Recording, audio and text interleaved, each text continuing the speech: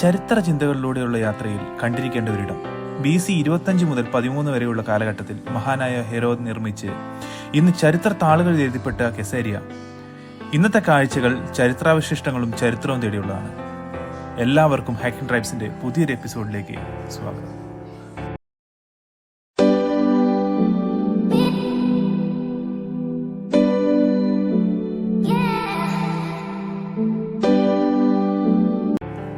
ചരിത്രത്തിലേക്ക് എത്തി നോക്കുന്നതിന് മുമ്പ് ഈ കാണുന്ന കാഴ്ചകളിലേക്കൊന്ന് എത്തി നോക്കാം. ഈ കാണുന്നത് തുറമുഖത്തോട് ചേർന്ന് കിടക്കുന്ന ഒരു പൊതു ബാത്ത് ഹൗസിന്റെ ചരിത്രാവശിഷ്ടങ്ങളാണ്. അന്നത്തെ കാലത്ത് ഇവിടെ എത്തുന്ന നാവികർക്കും കപ്പലുകൾക്കുമായുള്ള ട്രേഡിംഗ് പോസ്റ്റുകൾ, അറ്റകുറ്റപ്പണികൾ, സംഭരണം എന്നിവയ്ക്കായി നിർമ്മിക്കപ്പെട്ട ഒരു സ്ഥലം. വലിയ റോമൻ നഗരങ്ങളുടെ പതിവ് പോലെ തന്നെ ബാത്ത് ഹൗസുകൾ ഒരു സാമൂഹ്യ പ്രവർത്തനവും നഗരത്തിന്റെ ആധിപത്യ സംസ്കാരത്തിന്റെ പ്രൗഢി, സങ്കീർണത, പരിഷ്കരണം എന്നിവയുടെ പര്യായമായിരുന്നു. അന്ന് ഇവിടെ എല്ലാ മുറികളിലും ചൂടുള്ളതും തണുത്തതുമായ വെള്ളം ലഭിച്ചിരുന്നു എന്ന് അറിയുമ്പോൾ തന്നെ അന്ന് അവർ എത്രത്തോളം സാങ്കേതികമായി മുന്നേറിയിരുന്നു എന്നതിന് ഉത്തമ ഉദാഹരണം തന്നെയാണ്. ഇത്തരത്തിലുള്ള 6 ബാത്ത് ഹൗസുകൾ കെസേരിയയിൽ തന്നെ കണ്ടെത്തിയിട്ടുണ്ട്.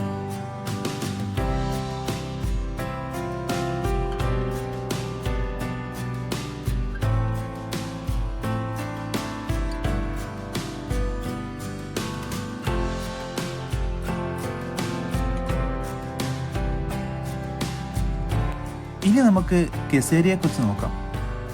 ഇസ്രയേലിന്റെ മെഡിറ്ററേനിയൻ തീരത്തുള്ള ഒരു പട്ടണം, ഒരു വലിയ റോമൻ ആംഫിതിയേറ്ററും ചരിത്രപ്രധാനമായ തുറമുഖവും പുരാതനമായ തൂണുകളും ശില്പങ്ങളുമുള്ള ഒരു പുരാവസ്തു പാർക്ക്.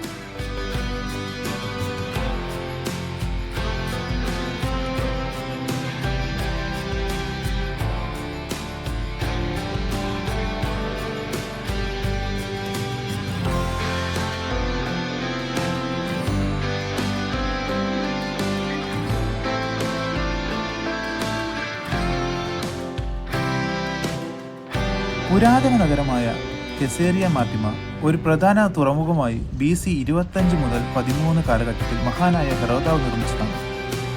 7-ാം നൂറ്റാണ്ടിലെ മുസ്ലിം അധിനിവേശ സമയത്ത് അറബികളുടെ അധീനതയിലായിരുന്ന വിശുദ്ധ ഭൂമിയിലെ അവസാന നഗരമായിരുന്നു. പ്രവിശ്യ തലസ്ഥാനം ഇവിടെ നിന്ന് റംലയിലേക്ക് മാറ്റിയതിനു ശേഷം നഗരം ചെറിയ ഗ്രാമമായി അധഃപതിച്ചു.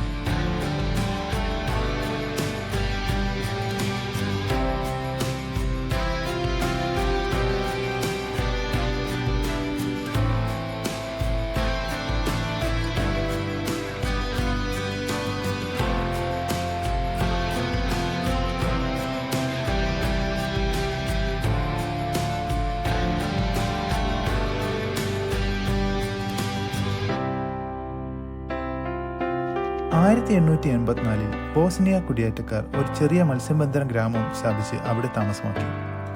1940 ബോസ്നിയ ഗ്രാമത്തിനടുത്തായി കിബോട്സ് സ്കോട്ടിയം സ്ഥാപിതമായി.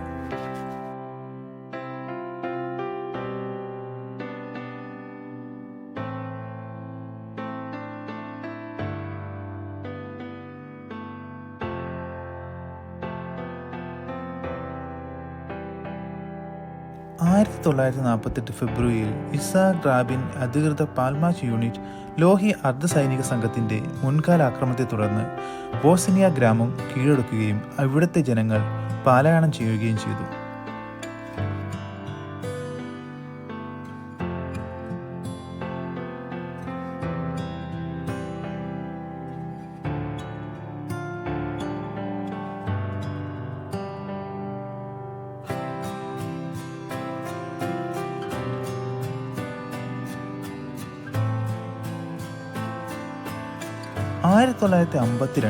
ആധുനിക ജൂത നഗരമായ കെസേരിയ പഴയ നഗരത്തിന്റെ അവശിഷ്ടങ്ങൾക്ക് സമീപം സ്ഥാപിതമായി. 2011 ഇത് പുതുതായി സൃഷ്ടിച്ച കെസേരിയ നാഷണൽ പാർക്കിൽ ഉൾപ്പെടുത്തി.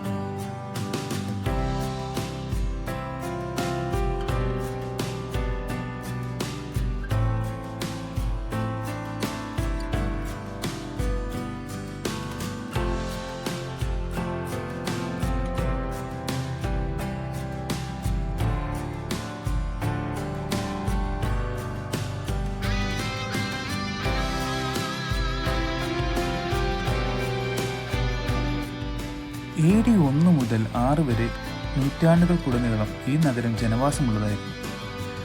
ബൈസന്റൈൻ കാലഘട്ടത്തിൽ ഇത് ക്രിസ്തുമതത്തിന്റെ കേന്ദ്രമായി മാറി. മധ്യകാലഘട്ടത്തിന്റെ ആരംഭത്തിൽ 640 മുസ്ലിം അധിനിവേശത്തിന്റെ സമയത്ത് അതിന്റെ പ്രാധാന്യം കുറഞ്ഞു പോയിരിക്കുന്നു. 1800 ഈ സ്ഥലം ഉപേക്ഷിക്കപ്പെട്ടു. തെക്ക് തീരത്തുള്ള പുരാതന നഗരത്തിന്റെ അവശിഷ്ടങ്ങൾ 1950കളിലും 1960കളിലും ഖനനം ചെയ്താണ് 2011 പുതിയ കെസേരിയ ദേശീയ ഉദ്യാനത്തിൽ ഉൾപ്പെടുത്തിയത്.